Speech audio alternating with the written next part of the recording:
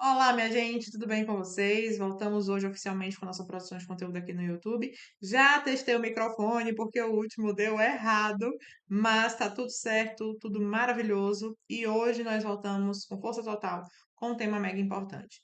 Já falei para vocês muitas vezes que a gente não pode querer entregar as nossas contemplações para o paciente, achando, tendo esperança de que em virtude disso ele vai se mover. Por quê? Porque essas contemplações foram feitas por processos anímicos nossos que precisam ser também feitos, pelo nosso paciente para que a inteligência dele contemple e a vontade dele se mova em virtude do que a inteligência dele contemplou. Gente, presta atenção, essa premissa aqui é inafastável. A vontade do seu paciente não vai se mover pelas suas contemplações. Porque quem enxergou essas contemplações foi a sua inteligência. E como a vontade, o apetite intelectivo, ou seja, ela é escrava da inteligência, ela se move conforme o que a inteligência do próprio paciente foi capaz de enxergar. Então, maravilha. Partindo dessa premissa, nós vamos conseguir encontrar vários processos a partir dos quais nós vamos conseguir trabalhar com os nossos pacientes para poder verificar qual é a ferramenta necessária que você precisa construir junto com ele para que a inteligência dele opere corretamente, contemple e, portanto, a vontade se mova. E é nesse momento que o paciente para de só concordar com você e ele começa a de fato agir, porque ele de fato entendeu. No livro Edmund de Rousseau contra o psicologismo, o professor Olavo diz que o entendimento é sempre um ato solitário. E o que é que isso quer dizer? Quer dizer que, se você me escutou agora e você disse realmente, Marina tem razão. É porque dentro de você já havia as ferramentas para você conseguir enxergar isso. A minha palavra, a minha voz foi só um canal para você dizer verdade, mas você contemplou isso. Talvez isso tivesse solto, tivesse uma experiência ou outra, que quando eu trago o formato abstrato, o entendimento é um ato isolado. O enunciado, digamos assim, tudo aquilo que estava dentro de você enquanto experiência se unifica e adere a esse enunciado e você é capaz de formular algo mais abstrato a partir daquelas experiências que você tinha. Então, veja só, é isso que nós, enquanto terapeutas, precisamos fazer no setting terapêutico para que o nosso paciente diga: é verdade, finalmente eu entendi. Para que então ele consiga se mover. Declarem a morte, por gentileza, do terapeuta palestrinha. Declarem a morte, por gentileza, do terapeuta filósofo que fica falando: você precisa servir, trabalhe, seja forte, não enche o saco, tem que restaurar casamento a todo custo, você tem que. A pessoa está lá com depressão, você tem que levantar, você tem que trabalhar, a pessoa está lá traindo a mulher, você tem que parar de trair porque isso é muito ruim, você não está vendo o quanto que isso faz mal para você, para sua família, para os seus filhos. Ele está vendo, minha gente. O paciente já sabe das coisas. Bem ou mal, todo mundo já acessou um pedacinho da verdade, ainda que esse pedacinho seja neurótico. O nosso papel é conseguir dar a luz necessária para que o paciente pegue esse pedacinho, ainda que neurótico, consiga convertê-lo num pedacinho correto, digamos assim, e a partir do seu conhecimento como terapeuta, a partir do seu amor, a partir das analogias que você for capaz de empregar, você vai conseguir puxar esse paciente para a verdade inteira. E é aí que a inteligência dele vai dizer, entendi, e é aí que ele vai começar a se mover. Ok? Então, olha só, do que é que eu queria falar hoje? Isso aqui é a premissa, tá? E disso aqui eu poderia falar com vocês, eu poderia fazer um curso sobre isso aqui. Mas eu escolhi uma coisa sobre a qual eu ainda não falei. Eu escolhi uma coisa que é muito importante que nós tenhamos em vista para que a gente consiga, de fato, ajudar o nosso paciente dessa forma que nós estamos conversando aqui hoje, ok? Olha só, a primeira coisa que eu queria falar com vocês é o seguinte: tudo que existe possui uma forma, ok? Tudo que existe possui uma forma, até a pedra, tá? Às vezes, a gente pensa que a forma é só a alma, e não é assim que funciona. Tudo que existe possui uma forma. E o que é a forma?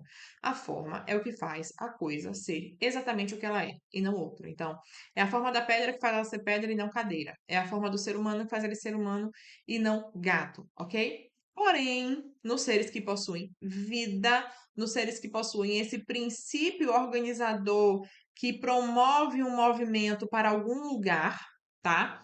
Nos seres que possuem vida, essa forma se chama alma. É justamente a alma que vai delimitar qual é o conjunto de possibilidades daquele ser vivo e, portanto, para onde ele vai naturalmente se mover. E quando eu digo movimento, gente, eu não estou falando de movimento terrestre, movimento que a gente consegue ver com os nossos olhos, tá? Uma planta que nasce e morre no mesmo lugar, aí ela cresce e fica lá.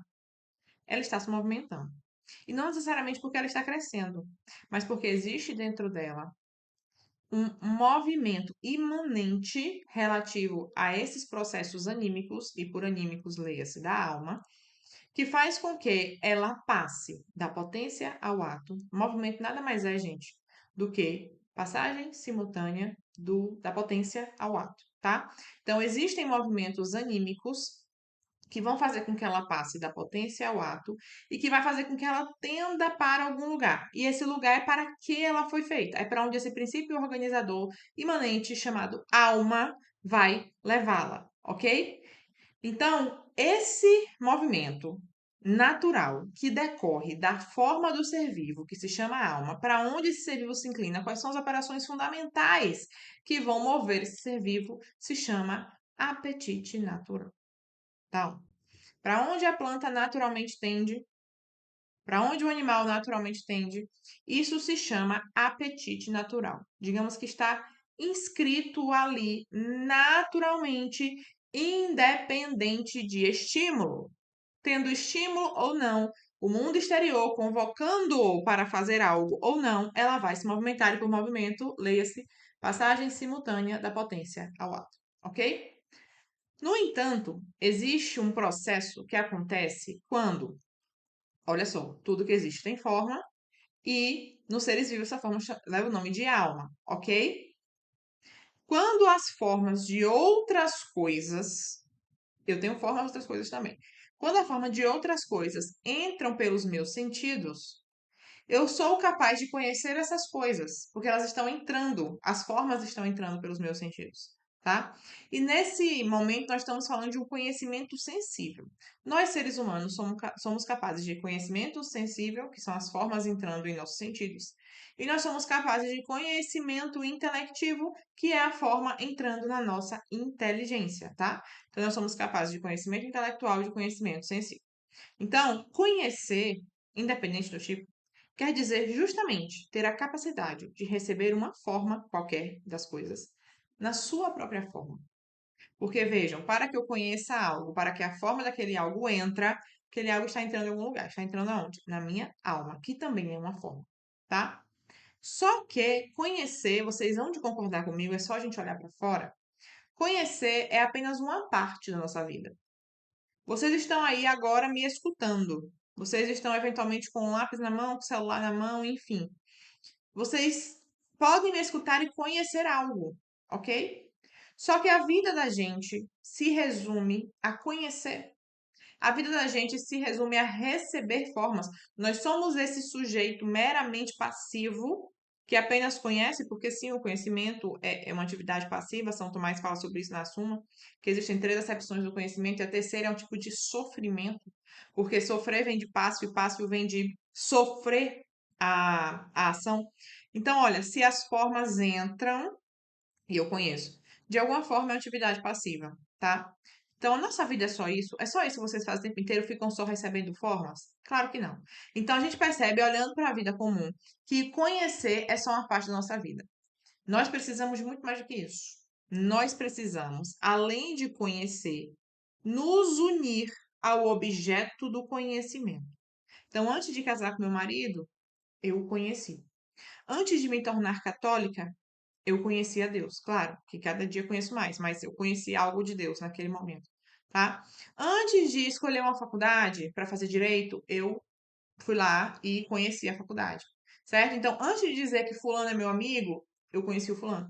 Então, percebam, nós temos uma limitação da inteligência aqui no estado de coisas presente, porque a nossa inteligência é capaz de conhecer todas as coisas. Algumas frases marcaram profundamente a minha vida. Com certeza absoluta, uma delas é a do Aristóteles no De Ama, quando ele diz: o ser vivo racional é, a um só tempo, todas as coisas. Quando eu li essa frase, eu fiquei muito chocada com o conjunto de possibilidades que nós temos e como elas são graves, importantes. E a gente pode falar sobre isso num outro vídeo, como o homem é um ser tão distinto na criação, porque está nessa intersecção entre o mundo espiritual e o mundo material, e porque é capaz de receber todas as formas na sua alma, coisa que nenhum outro ser criado material é. Vejam, se todas as coisas têm forma e a forma do homem é a única forma que é capaz de conhecê-las, é porque todas as coisas foram feitas para o homem. Isso aqui não pode ser à toa, tá? Ninguém aqui acredita em coincidência, ok? Estamos falando de providência, então isso aqui é bem importante. Mas beleza. Então, eu recebo as coisas na minha alma e eu me uno ao objeto, eu me uno às coisas que eu recebo na minha alma. Então, eu me uni ao meu marido depois de conhecê-lo. Eu me uni ao meu amigo depois de conhecê-lo. No entanto, gente, vamos lá. Eu tô aqui, aí eu recebo uma forma. Se eu continuar aqui, de boa, sem fazer nada, eu consigo me unir a esse objeto de alguma forma? Só porque eu conheci, eu preciso conhecer, preciso me unir. Ok. Mas vocês percebem que falta algo entre o conhecimento e a união que me leve a me unir ao objeto? Eu preciso sair do lugar, ok? Eu não vou ter esse objeto intelectualmente, eu não estou falando de conhecimento intelectivo, estou falando de conhecimento sensível. E o conhecimento sensível, para que eu me una ao objeto verdadeiro, não apenas tenha forma em mim, mas para que eu me una ao objeto verdadeiro, eu preciso de união física. Vocês concordam comigo? Não tem como eu me unir a algo a partir do conhecimento sensível se não for uma união física. Então, minha gente, além de receber as formas e além de me unir aos objetos dos quais essa forma deflui, eu preciso ter em mim uma capacidade de movimento, uma capacidade de movimento que apetece aquilo que eu conheço, tá? E no caso da cognição sensível, nós chamamos isso de apetite sensível. Então, olha, temos o apetite natural, para onde eu me inclino naturalmente, independente de qualquer coisa, e nós temos um apetite sensível, que é para onde eu me inclino a partir da excitação provocada na minha alma em virtude daquelas formas que estão entrando e eu estou conhecendo de forma sensível. Ficou claro? Então, o mundo entra pelos meus sentidos, as formas entram pelos meus sentidos, aquilo excita a minha alma de alguma maneira e eu dou uma resposta, certo? Esse é o movimento. Então, conheço, apeteço e ajo. Conheço, entrando, apeteço, excitando e ajo, movimento, tá? Ajo para quê? Para que de alguma forma eu me una ou eu repila esse objeto que provocou em mim alguma coisa, tá? Então, olha só, a gente consegue concluir daqui, portanto, que toda ação é precedida de uma emoção. Toda ação é precedida de uma excitação na alma que me inclina a um determinado movimento. Isso é uma emoção. E é justamente por isso, gente, que não adianta eu querer mudar a ação do meu paciente com palavras. Não adianta eu querer mudar a ação do meu paciente sem mudar necessariamente a valoração que ele faz daquela forma. Presta atenção. Quando a forma entra para ele, como que se dá a estrutura anímica dele, como a alma dele está organizada para receber aquela forma? Quais são as faculdades que estão na dianteira? Qual é a valoração que ele já fez? Qual é o juízo que a cogitativa dele já fez sobre aquilo ali? Percebe? Então tem tanta coisa envolvida que não adianta eu dizer para ele, você deveria fazer X ou Y. Porque existe um movimento interno dele que, se você não alcançar, se você não se detiver a entender como funciona, para auxiliá-lo a modificar esse movimento interno que faz juízos e provoca essa emoção, você não vai conseguir ajudar. Então, você vai ficar frustrado porque você fala, fala, fala, ele não sai do lugar. E ele vai ficar frustrado porque ele percebe na realidade que você está certo, ele percebe que ele deveria fazer as coisas que você está falando, mas ele simplesmente não consegue, porque existe um juízo dentro dele, existe uma valoração dentro dele que o inclina a um determinado lugar. Então, sem mudar a forma como aquilo que entrou mexe com a alma do paciente, Sem mudar, portanto, a valoração, eu não vou mudar a emoção, eu não vou mudar a ação, tá? Então, olha só, nós recebemos pacientes desordenados todos os dias. E essa desordem existe em virtude de uma rebelião do apetite sensitivo. E nós chamamos ela de concupiscência. O que é a concupiscência? A inclinação de todas as nossas faculdades para o mal. E essa rebelião do apetite sensitivo, ela perturba tanto o entendimento, a capacidade de entender as coisas, com tanto o entendimento quanto a nossa capacidade de se mover. Então, existe uma mácula no entendimento, existe uma mácula na vontade. Mas é contra a vontade que a concupiscência promove a sua principal revolta, tá? E a má notícia é que não dá pra gente simplesmente se livrar dela. Todo mundo tem esse negócio na alma, inclusive as pessoas mais ordenadas. Não dá para eu tirar a concupiscência de dentro de mim. O homem maduro, gente, sente as coisas. Só que o sentimento dele é ordenado e inclinado para o bem. Eu não posso impedir, portanto, que a concupiscência nasça na minha alma, mas eu posso impedir que ela produza os seus efeitos. Eu posso impedir que ela consuma uma, tá? Então, olha só, tem uma psicóloga que morou muito tempo no Canadá, de nítida inspiração tomista, mas que é pouco falada justamente porque ela tem uma inspiração tomista e é psicóloga, chamada Magda Arnold. Ela tem um livro chamado Emoção e Personalidade, que foi traduzido há pouco tempo pelo Centro Dom Bosco, e nesse livro ela tenta deixar de lado a perspectiva fisiológica da emoção, uma perspectiva trazida por Lane e por Bard, que dizia que as emoções surgem como um resultado ou um estímulo fisiológico, certo? E que a experiência emocional e a resposta fisiológica ocorrem simultaneamente de forma independente. E ela passa adiante e ela introduz o paradigma cognitivo no campo da emoção. Então, para a Magda, naquele momento, a emoção deixa de ser uma resposta fisiológica e ela passa a ter uma evolução cognitiva, tá? Tem os livros aqui desse lado. Os livros da Magda aqui. Esses três, tá vendo? São maravilhosos. Então, olha só. É justamente em virtude dessa estrutura que as experiências emocionais influenciam totalmente como uma pessoa age, principalmente uma pessoa imatura, tá?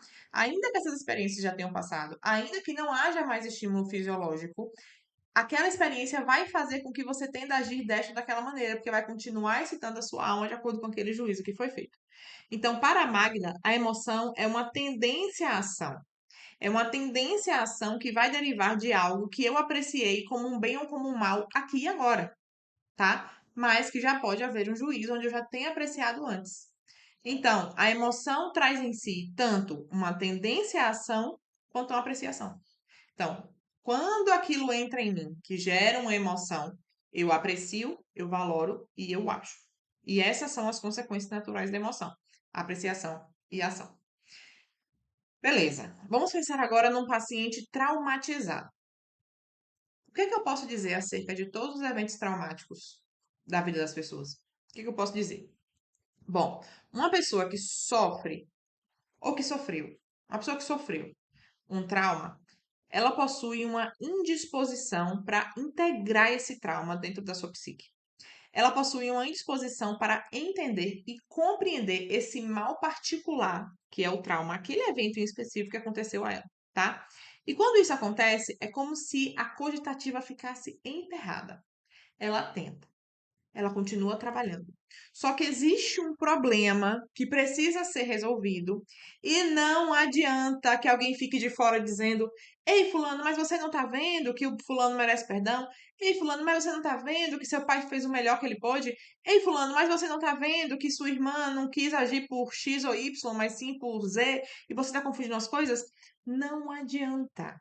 Por quê? Porque quando eu não consigo entender e compreender esse mal particular que aconteceu comigo, as faculdades que auxiliam o que a gente chama de razão particular, que é cogitativa, ficam impedidas de operar dentro da sua perfeição natural. Ela opera, mas fora da sua perfeição natural. Então, acontece um fato. A pessoa está traumatizada, né? O negócio ali está emperrado. Acontece um fato. A cogitativa, quando acontece esse fato, ela quer comparar essa imagem com a memória que ela tem. Só que ela não consegue operar, ela não consegue integrar essa imagem ao experimento. O que é um experimento?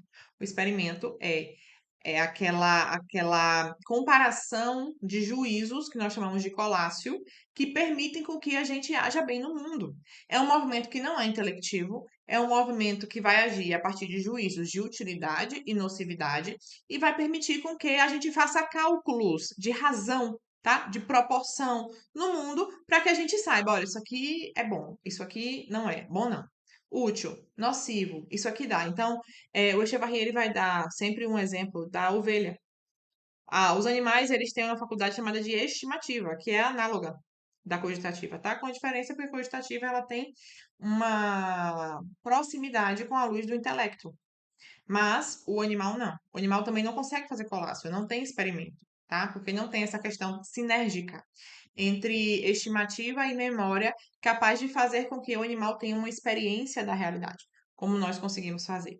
Então, a pessoa recebe esse fato, a cogitativa está emperrada, ela quer comparar essa imagem com a memória, ela não consegue integrar essa imagem valorada no experimento, e tudo isso em virtude de um cálculo errado que começou lá no evento traumático.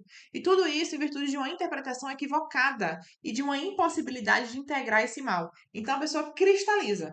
A pessoa fica meio que suspensa naquele evento e ela não consegue enxergar as outras nuances do mundo porque a sua cogitativa não consegue operar a sua perfeição natural. E aí, quando a pessoa está privada dessas operações que são racionais por participação, porque temos inteligência, essas faculdades vão agir meio que automaticamente. Então, elas vão estimar esses eventos de uma maneira equivocada. Elas não vão conseguir comparar, elas não vão conseguir integrar, elas não vão conseguir entender.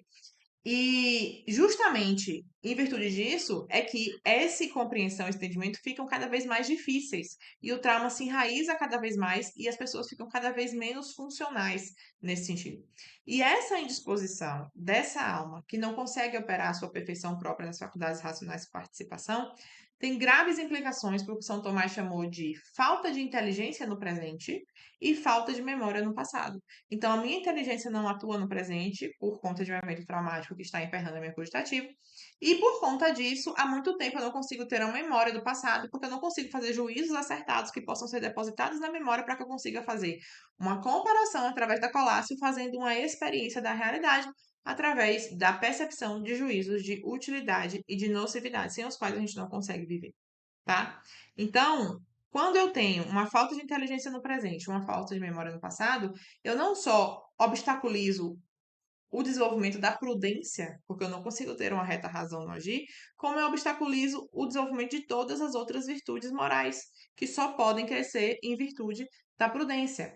Além disso, eu acabo por alterar de alguma forma a ciência moral através da qual eu poderia aplicar os primeiros princípios de ordem prática ao particular. Por quê? Não consigo sequer entender que princípio é esse. Não consigo sequer alcançar o caso particular porque eu não sou capaz de entender e integrar aquele suposto mal que me foi feito no passado e travou as minhas faculdades racionais por participação, tá? Então, olha que problema a gente tem e que não se resolve com o discurso. Ai, fulano, deixa disso, deixa pra lá, perdoa esse abusador. Não é assim, tá? Então, voltemos à valoração, beleza? As formas entram, e esse movimento de formas entrando nós chamamos de conhecimento. Excitam a alma a partir da organização da nossa alma em partes heterogêneas, que são as faculdades, e isso leva a pessoa a agir de uma maneira X ou Y. O resultado dessa ação na alma, a partir do contato com as formas apreendidas, é um movimento. E esse movimento foi chamado por São Tomás de um negócio que vocês ouvem direto, tem uma certeza absoluta, mas eu ouso dizer que vocês nunca ligaram Chico a Francisco. Esses movimentos que eu estou falando, a isso que vocês ouvem direto, se chamam paixões da alma. As paixões da alma nada mais são do que um resultado da excitação promovida pela forma das coisas entrando em nossa alma. E essas paixões foram divididas por São Tomás em 11. 6 delas estão no apetite concupiscível e 5 delas estão no apetite irascível. Embora nós tenhamos essa diferença em virtude do bem árduo ou do bem deleitável, todo movimento começa e termina no amor, que é uma paixão do apetite concupiscível. Então, todo movimento começa e termina no apetite concupiscível, certo? É sempre por amor que eu me movo e é sempre no amor que eu repouso. Por que que é sempre no amor que eu me movo? Porque é sempre em virtude dessa complacência, dessa atração primeira que nós temos com o bem, que se chama de amor nesse sentido. Porque, veja, gente, existem vários graus de amor, tá? Esse amor que eu tô falando aqui não é o amor de caridade, pelo amor de Deus. Existem vários graus de amor. Então, esse amor do concupiscível, ele é o início e o fim de toda ação. Então, toda ação na nossa alma começa no concupiscível e pode se tornar irascível a depender dos obstáculos, do desenrolar daquele negócio ali, tá? Sempre imbuído pelos sentidos, imbuído pelo amor, mas tendo que recrutar em virtude da excitação de uma paixão do irascível, tendo que recrutar a cogitativa, que é aquela faculdade que está ligada diretamente a ele, tá? Mas isso aqui também é um assunto para um outro momento, ou talvez só para mentoria mesmo, porque já é uma especificação importante para a formação mesmo teórica de vocês, tá? Beleza, então nós temos essas 11 paixões, 6 no concupiscível, 5 no irascível. O que faz essas paixões se moverem de forma desordenada? Ou seja, o que faz essas paixões se moverem imbuídas pela concupiscência? Nós temos 3 possíveis motivos e agora eu quero falar de setting terapêutico, ok? Primeiro motivo pelo qual as suas paixões, as paixões do seu paciente, estão agindo de forma desordenada. Primeiro, a razão não está submetida à realidade. Você recebe o paciente e ele está absolutamente neurótico. Os juízos dele não são feitos com base no que é real. Os juízos dele são tão somente vozes da cabeça. Então, toda vez, né, que o mundo entrar, que as formas entrarem, vai excitar a alma de acordo com esses juízos que ele já tem cristalizado e ele vai se mover de forma desordenada. Você precisa desenvolver a etapa da submissão da razão do seu paciente à realidade, para que ele consiga descrever adequadamente as coisas.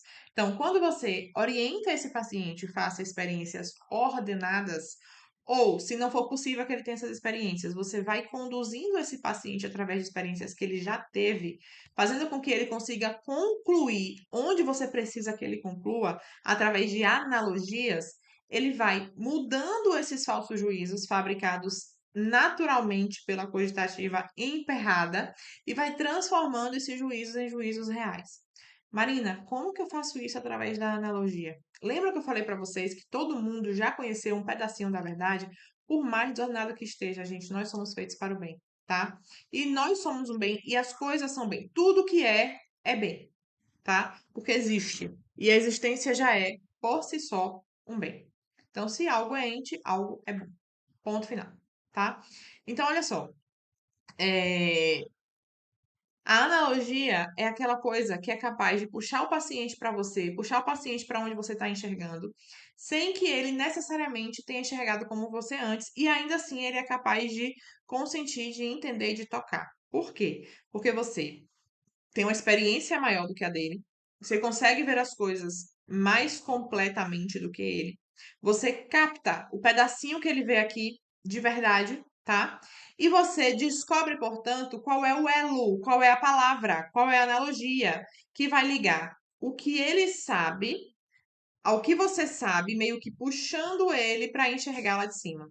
Então, ele consegue contemplar o mesmo que você, sem necessariamente ter tido a mesma experiência ou uma experiência similar, porque você foi capaz de traduzir para ele de uma forma que ele desse conta, a partir de um aparato, de um repertório imagético que ele já tinha, ligando a um outro que ele também já tinha, para que juntando, através da analogia, aquilo se torne um mosaico, aquilo que se torne uma imagem maior. E ele seja de olhar para aquilo que já estava dentro dele, mas ele não tinha conectado ainda, tá bom? Eu vou dar um exemplo aqui, que eu já dei várias vezes em aula, mas talvez quem esteja aqui no YouTube não tenha ouvido ainda, para que vocês consigam tocar, tá? Como que se faz isso? Eu poderia dar muitos exemplos, mas eu acho que esse é o melhor que eu tenho, é o mais tangível, é o mais didático. Eu atendi uma paciente que tinha dificuldades em ter relações sexuais com o marido, tá? E é claro, quando a pessoa chega com esse tipo de coisa, a primeira coisa que a gente tem que verificar é o critério biológico, porque pode ser uma questão biológica. Perguntei se ela tinha ido na endócrina, se ela tinha ido na nutricionista recentemente, etc e tal. Ela tinha ido, os exames estavam ok, ela tinha suplementado, estava tudo bem. Ok, fator biológico descartado. Fui para as questões psicológicas. Aparentemente não havia nenhuma. Mas, assim, uma coisa que eu sempre recomendo para vocês é que não tenham pressa de encontrar o erro. E normalmente a gente tem, porque a gente quer resolver. Tem até uma motivação relativamente benéfica aqui. Não, eu quero resolver, eu quero que ele fique bem. Só que essa pressa nos incapacita, muitas vezes, de encontrar a verdade total, tá? Porque a verdade total não se mostra pra gente rapidamente. Principalmente no site terapêutico. Então, eu fui ali, fui com ela, devagarzinho, conhecendo, entendendo quem era aquela pessoa diante de mim, permitindo que ela se mostrasse, que eu fosse cada vez mais compreendendo como ela via o mundo, para que em um dado momento, esse momento brilhasse e eu conseguisse puxar ela para a verdade integral. E aí, ela também católica, um dia ela me falou assim: Nossa, Marina, fico muito triste quando eu vou à missa e eu vejo meninas tão jovens usando o Tinder. E um dia eu escutei lá uma conversa de uma dizendo assim: Olha, eu conheci o Tinder, conheci o fulano no Tinder, e daí eu fui para um motel com ele, cheguei lá, nós tivemos relações sexuais, etc e tal, e ela ficou apenas chocada. Quando ela disse isso pra mim, eu captei. E essa é a função do terapeuta. Você precisa captar aonde está o afeto do paciente.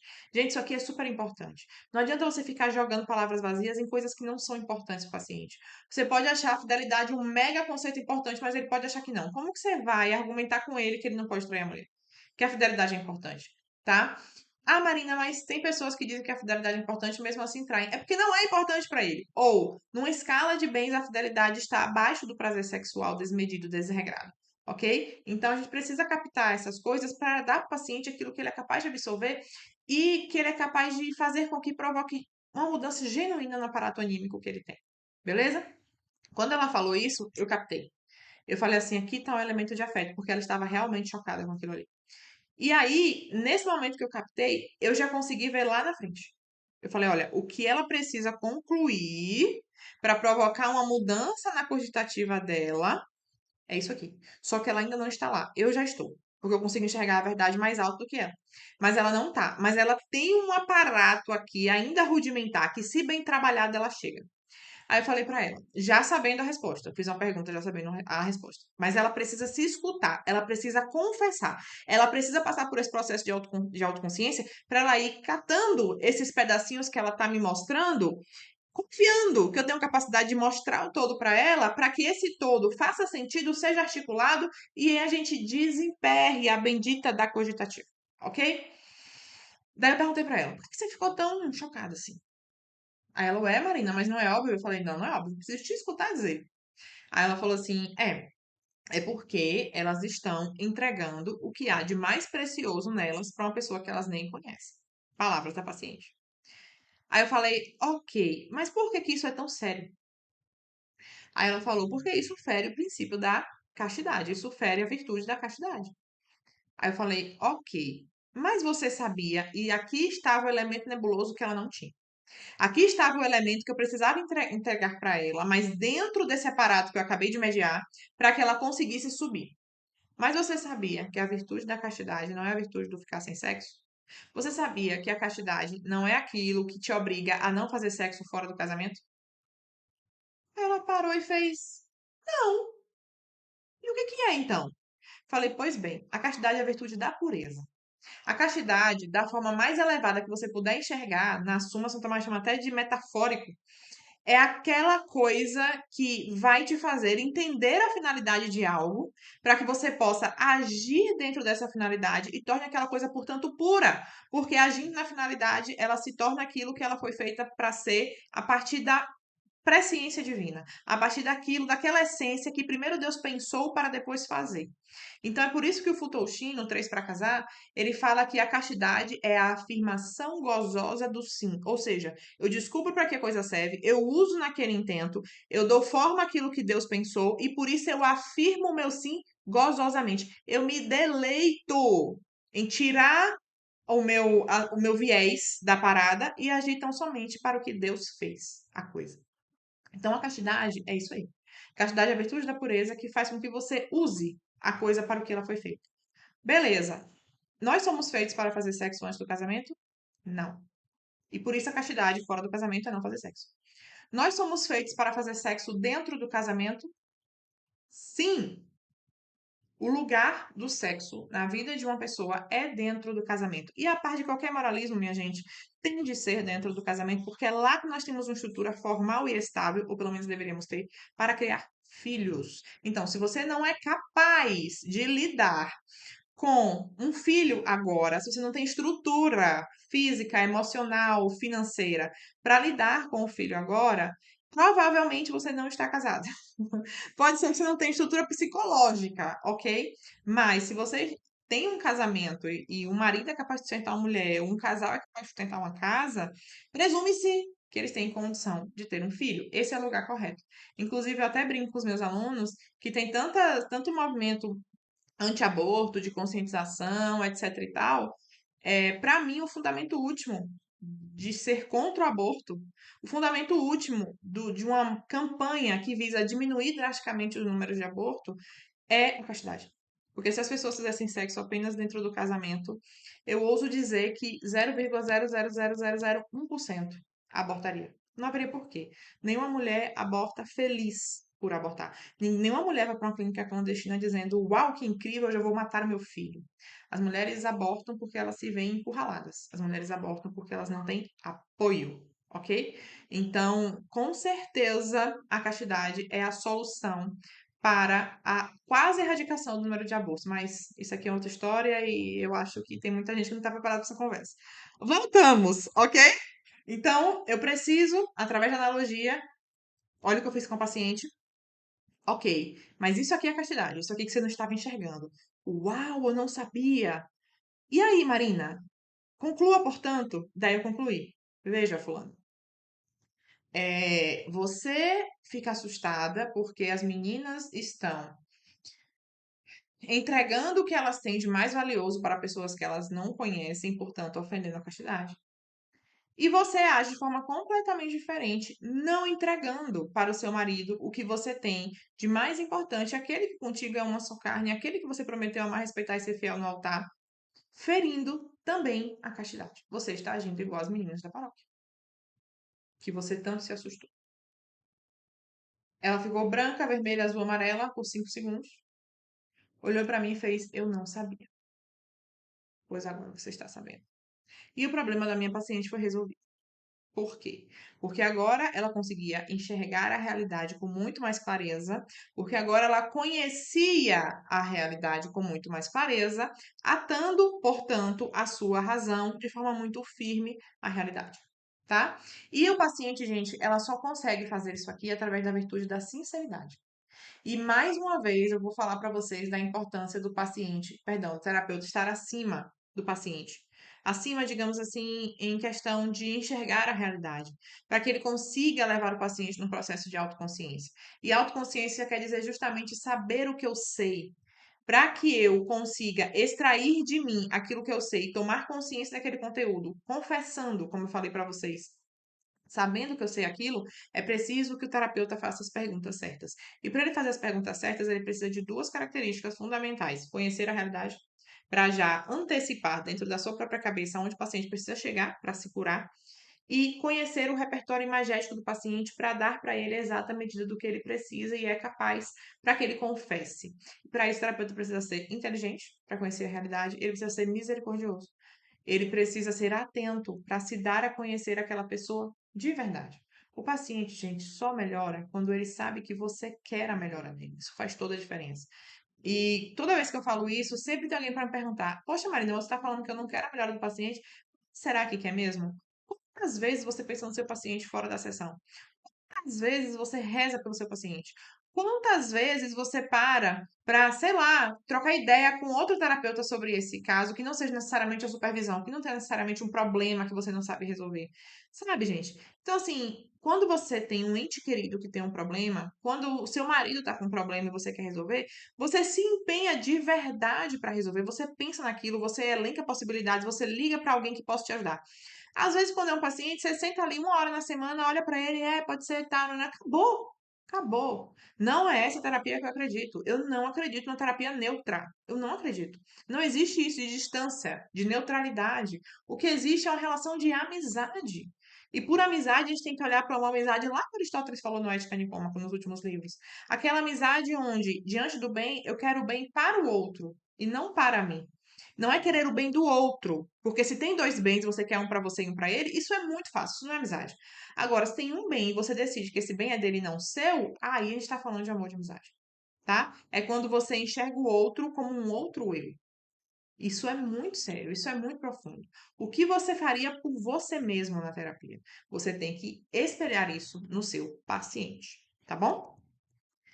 Segundo problema que pode levar as potências da alma a agirem imbuídas pela concupiscência, que pode levar mais especificamente as paixões a se moverem de forma desordenada, imbuídas pela concupiscência. Os afetos não estão ordenados àquela reta razão que se conformou à realidade. Bom, já que eu já ajudei meu paciente a aderir à razão dele à realidade, eu preciso agora ajudá-lo a aderir às paixões, os afetos, a essa razão que acabou de se formar, digamos assim, tá? Porque senão não adianta, gente. Existe um duplo movimento de cura na terapia, que é isso aqui: a paixão, a realidade, os afetos, as paixões. Porque os afetos, eles não se unem diretamente à realidade. Eles precisam de um intermediário, que é justamente a razão ordenada, tá? E aqui, para fazer isso, a gente precisa de um aparato prático, que vai fazer justamente com que os afetos se inclinem à razão. E a gente já falou aqui sobre como a dinâmica das faculdades fica bastante afetada pelo trauma. Então, quando eu trago luz, quando eu trago ordem a esses juízos falsos da cogitativa, através justamente da submissão do meu paciente à realidade, à verdade, agora sim vai ser o momento de conectar as paixões para ela, a ela, tá? Como é que eu faço para conectar as minhas paixões à minha razão? Isso aqui só é possível através das virtudes. Beleza? E se eu estou falando de irascível e concupiscível, eu preciso falar de duas virtudes, fortaleza e temperança. Então, para o irascível, temperança, que é justamente. Gente, não, perdão. Para o irascível, fortaleza. Para o irascível, fortaleza. Hoje a terapeuta tá confundindo o trem. Respira que vai dar certo. Para o irascível, fortaleza. A fortaleza preserva o homem de amar a própria vida a tal ponto que a perca. E aí, a partir disso, ele consegue agir em virtude de bens superiores e agir com esperança de alcançar uma incolumidade muito mais profunda e muito mais real na vida eterna, tá? E para o concupiscível, temperança. O que é que a temperança faz? A temperança vai tornar quieto aquilo que nos inclina de forma desordenada ao prazer, justamente procurando deixar incólume o livre-arbítrio. O livre-arbítrio é a vida, é propriamente o elemento central da vida espiritual do homem. E a temperança que vai dominar essas forças que fazem com que a gente tenda ao prazer desordenado, para que a gente consiga essa quietude, que é o ponto principal da vida espiritual. Tá? Então, primeiro problema, razão que não está conformada à realidade. Segundo problema, afetos que não estão conformados à razão. Terceiro problema, o terapeuta não é inteligente. De modo que, enquanto esse processo vai acontecendo, ele vai agindo como uma razão acessória do paciente, auxiliando o paciente a construir a sua própria razão. Porque olha só, gente, o paciente não vai chegar nesse lugar de duplo movimento, razão à realidade, afetos à razão, sem a ajuda do terapeuta. E ele não vai chegar de uma hora para outra. Enquanto ele está chegando, ele precisa que alguém faça esse movimento por ele. Esse movimento de abstração da realidade e conclusão. Abstração e conclusão. Então, você, sendo um terapeuta inteligente, vai conseguir orientar o seu paciente a começar a se mover de uma forma mais ordenada no mundo, reconstruindo com ele essas relações que estão totalmente imersas no mundo sensível dele, tentando abstrair de alguma forma para a razão, de modo que agora ele enxergue mesmo a realidade de uma forma muito mais profunda e verdadeira. Isso só é possível através da reescrita narrativa, tá? E quando você ajuda o paciente a fazer isso, as neuroses começam a desaparecer, o paciente vai aumentando a sua consciência. E à medida em que isso acontece, a relação dele com a realidade também aumenta. E é aí que tudo muda. O paciente para de olhar para a realidade como uma dualidade de bem e mal e começa a perceber que a realidade é, no mínimo, estabilizadora. Ela vai ser sempre o elemento objetivo que tira a gente do nosso confundo mundo interior e nos entrega ordem. Vejam, o nosso mundo interior não é confuso, ele só é confuso quando esse mundo está submetido ao mundo sensível, certo? Então vejam, a primeira coisa que aparece para a gente quando nos deparamos com algo é uma impressão. tá? E o sentimento é sempre a manifestação de uma impressão. Se a nossa racionalidade estiver desenvolvida, a gente não para no sentimento.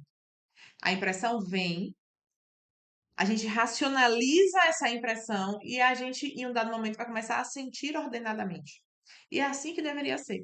Só que o sujeito, por exemplo, de quarta camada, ele não dá conta de fazer isso. Por quê? Porque ele para na sensação. E ele toma a sensação como absoluta verdade. E isso começa a comandar todos os atos da vida dele. E é justamente por isso que o paciente diz: eu entendo. Você vai lá, conversa com ele, explica para ele as coisas, ele fala: eu entendo. Mas ele não se move. Por quê? Porque a afetividade dele está sobrepondo a racionalidade, tá? Então, o primeiro passo não seria, portanto, convencê-lo de qualquer coisa, mas auxiliá-lo a desenvolver as ferramentas necessárias para que ele possa desenvolver a sua racionalidade, tá? Então, unindo todas essas coisas que eu falei para vocês, a inteligência do paciente estará, graças a Deus, finalmente livre para atuar. E a partir disso, todas as outras faculdades vão ser estruturadas à luz da inteligência, à luz da compreensão da verdade. E a partir daqui, o trabalho está quase todo feito. A concupiscência, gente, como eu falei para vocês no início do vídeo, maculou muitas coisas, mas tem uma coisa que ela não conseguiu macular, que é justamente o vínculo natural da nossa inteligência com a realidade. Então, se eu consigo fazer tudo isso para desemperrar a cogitativa, o paciente também se tornar inteligente, para a inteligência conseguir corrigir os falsos juízos, que inicialmente quem estava corrigindo era eu, como terapeuta, e agora ela é capaz de corrigir, quando eu consigo organizar todo esse aparato, quando eu consigo levar o paciente para esse momento, eu só preciso agora deixar a inteligência fazer o trabalho dela. Eu não preciso ensinar a inteligência do meu paciente a fazer qualquer coisa. Eu não preciso sequer fabricar uma inteligência e colocar dentro do aparato anímico dele. Deus já fez isso. Deus já fez o trabalho difícil. Fabricou a inteligência, colocou lá e colocou para funcionar. Qual é o problema? Nós estamos desordenados. E em virtude disso, a inteligência fica incapacitada de promover as suas habilidades naturais. Porém, a concupiscência não maculou esse vínculo natural incrível entre a realidade e a inteligência. Se a gente consegue organizar outras coisas, não é preciso fazer esforço, não é preciso ser um X-Men, colocar a mão na cabeça e ficar, vai, inteligência, vai. Você só precisa viver e permitir que a inteligência faça a sua atividade natural, apreender a verdade. Então, no final das contas, a cura vai estar estabelecida quando o paciente for capaz de julgar, tá? Ou seja, a reta razão, imbuída na realidade, fazendo verdadeiros juízos da cogitativa, de julgar e se afetar, os afetos ordenados à razão através das virtudes, de acordo com a realidade, de forma habitual. E por habitual, leia-se virtudes morais, ok? Então, de novo, a cura estará estabelecida quando o paciente for capaz de julgar e se afetar de acordo com a realidade habitualmente. Então, quando entre a percepção, os afetos e as ações do paciente houver unidade, ele estará curado. E é isso que a gente precisa buscar como terapeutas dentro do SET. Combinado? Então é isso. Sejam bem-vindos mais uma vez ao YouTube da Marina Freitas e voltamos já já com novos vídeos que são imprescindíveis para a sua atividade terapêutica. Um beijo!